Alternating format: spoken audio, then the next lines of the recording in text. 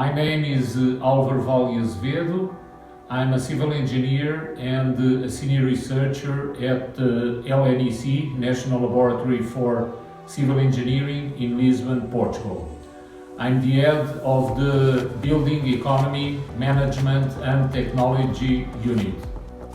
I'm a speaker at the 18th International Operations and Maintenance Conference in Arab countries, OMAINTEC 2020, and I will talk about maintenance and asset management integration in buildings for collective use.